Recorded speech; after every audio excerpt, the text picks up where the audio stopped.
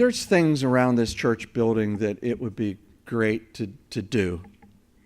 And I think about that, and then gosh, we got to do this. And we've talked about we had some guys that came here a couple years ago from Philly, and they're painters, and they said, "Hey, we'd like to paint the church. Get the paint, and we'll do it." And they painted up in the front, and they painted these 3 walls. And I said, "Well, hold off on this one, because we should do something nice up here." And I'm not the one to define what nice would be on this wall. You don't want me to do that. Absolutely. And it's not done yet. And there are different things about it that I go, well, we would really look like a church if we did this, like maybe have a bigger sign out front that gave some information and all those kinds of things. But I can honestly and with a totally pure heart say to you, we are what we are.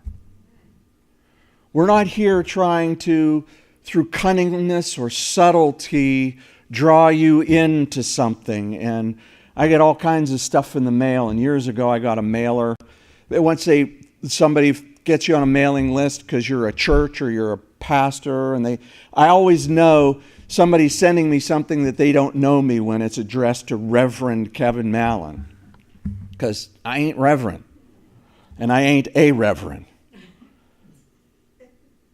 But I remember one of them in particular, and this kind of stuff comes a lot in how to boost your attendance and how to do this. And one of the latest, and I just got another one of these by email, about how you can boost your giving and the stuff you can do to make sure your collections are higher. And in one of them, they actually used the term tithing units. Tithing units. You are not blood-bought saints of the Most High God. You're a tithing unit. I had no idea. Evidently, I've been doing this all wrong all these years, and somebody wanted to set me right on how to treat you like tithing units instead of blood-bought saints. No.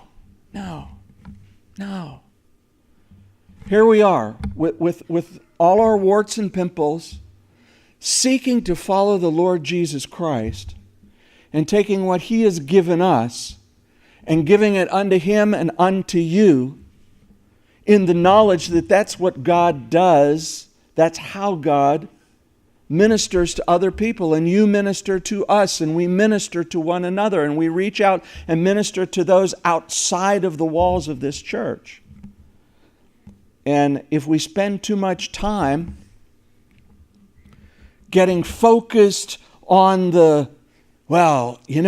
if we had this, if we had a latte machine instead of just a coffee pot, we could probably get a couple people in here, maybe even, a certain demographic of people. I don't know. I've never thought in terms of the demographics of our church body. Are you the right demographic?